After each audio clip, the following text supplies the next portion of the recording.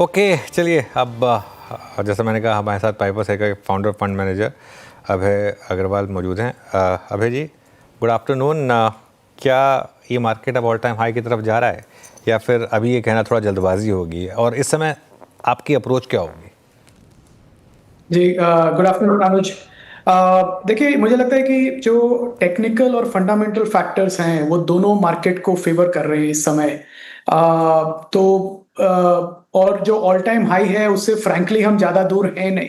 तो काफ़ी high possibility है कि with in this month, specially जब जीएसटी का 22 की डेडलाइन आए और उसके बाद इस मंथ में हमको कंजम्पशन के डेटा देखने को मिले, तो मुझे लगता है कि एक फंडामेंटल फैक्टर भी है और दूसरा टेक्निकल रीजन जो आप भी बात कर रहे थे अनुज, बहुत स्ट्रांग है। जो यूएस में रेट कट हुआ और यूएस में रेट कट होने के बाद जो डॉलर इंडेक्स और गिरा, और इस साल मुझे लगता है 12 महीने में जब से ट्रम्प का इलेक्शन हुआ है, ऑलमोस्ट 12-13% डॉलर करेक्ट हुआ है। तो इसका मतलब ये है कि अब जैसे जैसे यूएस में इंटरेस्ट रेट कट होगा, जो फ्लो है वो स्पेकुलेटिव एसेट्स और इमर्जिंग मार्केट्स की तरफ आएंगे।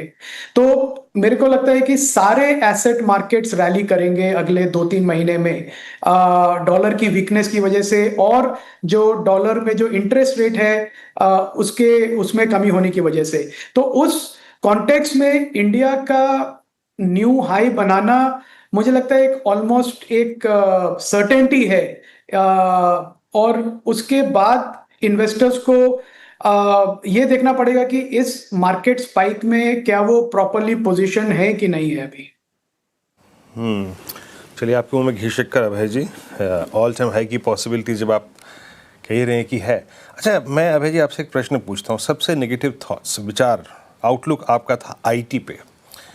आईटी का ये रिवर्सल शुरू हुआ इन्फोसिस वाली खबर के बाद। आई मीन बायबैक सिर्फ मात्र एक अपने कैश को, अपने रिजर्व्स को यूटिलाइज करने का तरीका नहीं होता। वो एक it also infuses I think conviction in buyers. I mean आपके शेयर होल्डर्स पे कन्विक्शन लेके आता है। उसके बाद यूएस में रेट घटना, ये कुल मिला के जब आप इस थ्योरी पे विचार कर ही रहे हैं कि Nifty all time high create करेगा, आईटी क्या एक स्ट्रॉन्ग रिवर्सल कैंडिडेट नहीं बनता क्या? जी, देखिए, मुझे लगता है टेक्निकली एक कैचअप रैली हो सकती है वीरेंद्र। पर ये कहना कि बायबैक की वजह से इन्वेस्टर्स में कॉन्फिडेंस आएगा, वो उस सिचुएशन में आता है वीरेंद्र जब कंपनी फास्ट ग्रो कर रही हो और उसे कैपिटल की जरूरत ना हो तो वो इन्वेस्टर्स को वापस दे रही है। उस सिचुएशन में बायबैक करना बिल्कुल समझ में आता है। पर आप एक आईटी सर्विसेज कंपनीज ऐसे जोन में है जहां पे ग्रोथ के लिए स्ट्रगल कर रहे हैं। तो अगर आप ग्रोथ के लिए स्ट्रगल कर रहे हैं और आप जो प्रॉफिट बना रहे हैं उसको ग्रोथ पे फोकस करने की बजाय, यूज करने की बजाय आप इन्वेस्टर्स को वापस दे रहे हैं, तो आप एक तरह से मार्केट को ये सिग्नल दे रहे हैं कि अब आप ग्रो नहीं कर सकते हैं। आप जो कैपिटल है वापस ले लीजिए, कहीं और लगा दीजिए, दूसरी कंपनी के शेयर ले लीजिए। जो फाउंडर्स हैं कंपनीज के, सब अपने फैमिली ऑफिस चला रहे हैं जहां से वो टेक्नोलॉजी कंपनीज में, स्टार्टअप्स में इन्वेस्ट करते हैं। तो मुझे लगता है कि एक सिग्नल है आईटी सर्विसेज का, कंपनीज का इन्फोसिस के बायबैक के थ्रू थोड़ा वीक है कि हम नहीं ग्रो कर पाएंगे, ये लीजिए पैसा, आप दूसरी जगह इसको लगा के ग्रो कर लीजिए। तो other than a catch up technical rally because market spikes goes up, Virendra, मुझे नहीं लगता कि कोई इसमें फंडामेंटल चेंज है इस सेक्टर में। Okay, fundamental change IT space में फिलहाल नज़र नहीं आ रहा है अभय जी को। अभय जी, गुड आफ्टरनून। कई बार आपसे इस पर्टिकुलर स्पेस पे बात हुई है। जो स्पेस मैं पूछने वाली हूँ न्यू एज स्टॉक्स के ऊपर, नाइका, इटर्नल, डिलीवरी, शानदार रैली के साथ ये स्टॉक्स हमें परफॉर्म करते हुए नज़र आ रहे हैं। अब इन पर आपका रुझान और बढ़ा है क्या? आपने एक्सपोजर बढ़ाया है क्या?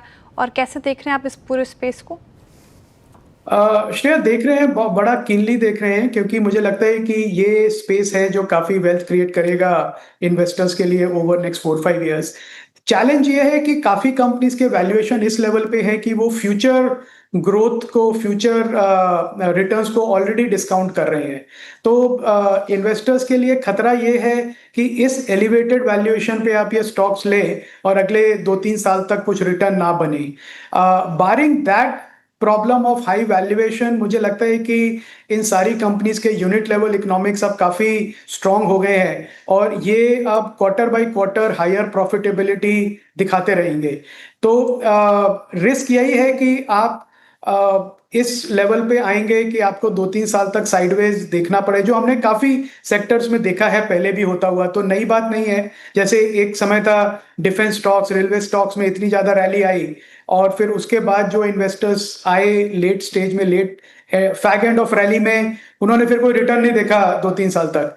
तो इस सेक्टर में भी एक वो रिस्क है। अदर देन दैट मुझे लगता है कि ये ग्रोथ सेक्टर है। अगर वैल्यूएशंस अच्छी हो, पीजी रेशियो 2 के नीचे हो, तो एक डेफिनेटली इसमें बेट ले सकते हैं। हमने एक्सपोजर नहीं बढ़ाया है, हमारा मॉडल पोर्टफोलियो में एक ही स्टॉक है जो न्यू एज कंज्यूमर कंपनीज का है, विच इज कार ट्रेड। उसके अलावा अभी हमने कुछ और ऐड नहीं किया है, पर डेफिनेटली रिसर्च कर रहे हैं। ओके, डेफिनेटली रिसर्च कर रहे हैं। चलिए अभय जी, इस मार्केट में खैर काफ़ी समय से तेज़ी थी, मतलब काफ़ी 2 हफ्ते 3 हफ्ते से तेज़ी है, लेकिन जो ट्रिगर निकल कर आया वो था जीएसटी कट का अनाउंसमेंट और उसके बाद जिस तरीके से कंजम्पशन स्टॉक्स ने लीड किया, इन पर्टिकुलर ऑटोज़। तो पहला सवाल, मतलब पहला बात तो ये कि क्या ऑटोज़ में आप अभी भी बुलिश हैं, और दूसरा अगर हाँ तो विद इन ऑटोज़ क्या आपकी प्रेफर्ड पोजीशंस होंगी?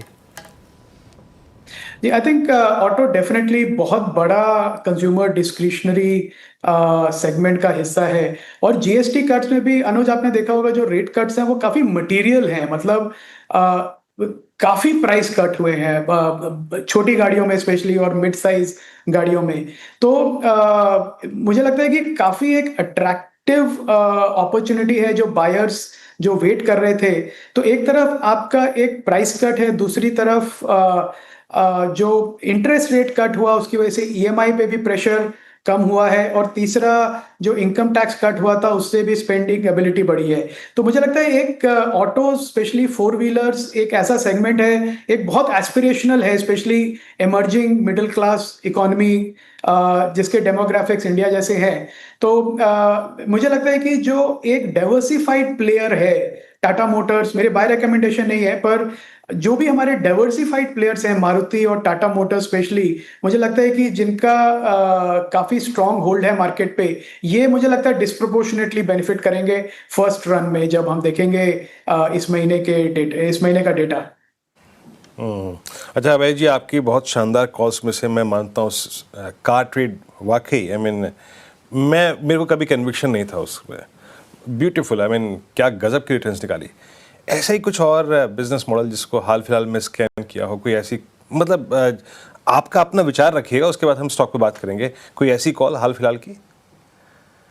ये देखिए, हमने मॉडल पोर्टफोलियो में एक रिसेंटली ऐड किया, हमने इन्वेस्टर्स को शेयर भी किया था अपने मंथली लेटर में, तो पब्लिक नॉलेज है, मेरी बाय रिकमेंडेशन नहीं है। पर एक सेक्टर और एक स्टॉक जिसमें जो हमने ऐड किया है जो है सेनोरिस फार्मा, एक गुजरात बेस्ड कंपनी है, स्मॉल कैप कह सकते हैं, 3000 करोड़ के मार्केट कैप की कंपनी है। पर उस कंपनी को देख के एक हमारा थीसिस था कि इंडिया में काफी सारी मिड और स्मॉल कैप कंपनीज हैं जो बहुत अच्छा काम कर रही हैं पिछले 3-4 साल से, जिन्होंने काफी कैपिटल एफिशिएंट वे में कैपेसिटी बढ़ाई है और मार्केट को एक्सेस किया है, और उस समय में जबकि ग्लोबल वॉलेटिलिटी में उनको अच्छा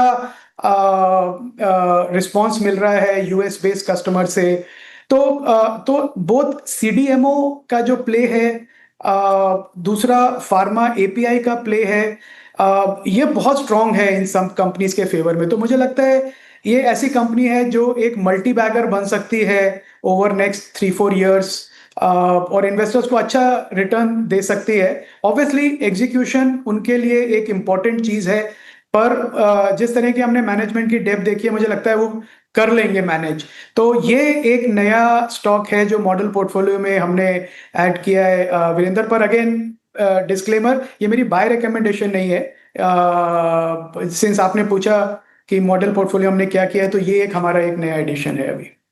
ओके, सेनोरिस फार्मा। वैसे फार्मा स्पेस में अभय जी आज अच्छा मोमेंटम हम देख रहे हैं health care space, pharma space से। अगर इसी स्पेस में मैं रहूं और आपसे पूछूं मिड कैप्स में, फार्मा स्पेस में, जहां CDMO जैसा कि आपने जिक्र किया अभी प्ले अच्छा लग रहा है, तो कोई और स्टॉक्स जहां पर आपने एक्सपोजर बढ़ाया हो या फिर आपके रडार पर हो? जी देखिए, हमारे पुराने जो है मॉडल पोर्टफोलियो में वो हैं दिवीज, डॉक्टर रेड्डीज, विंडलास जैसी कंपनीज हैं। अभी उसमें एक्सपोज़र नहीं बढ़ाया, अभी हमारा करीब मॉडल पोर्टफोलियो में 22% एलोकेशन है फार्मा की तरफ। तो अभी वहीं पे होल्ड करने का प्लान है, उसको उसको बढ़ाने नहीं वाले हैं। मेटल्स में कुछ पोजीशन ले रहे हैं क्या आप? मेटल्स में फ्रेश मूव आना शुरू हुआ है US फेड के डिसीजन के बाद। जी, मेटल से मुझे लगता है अनुज एक अच्छी रैली सेटअप हो रही है इस समय।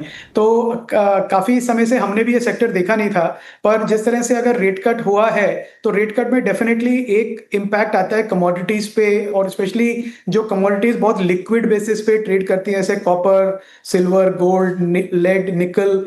तो ये फाइनेंशियलाइज हो जाते हैं ये एसेट्स जब कैपिटल चीप होती है ग्लोबली। तो मुझे लगता है कि ये काफ़ी जो मेटल्स हैं, नॉन फेरस मेटल्स स्पेशली, इनमें एक 2-3 महीने में हमको एक अच्छी रैली दिख सकती है।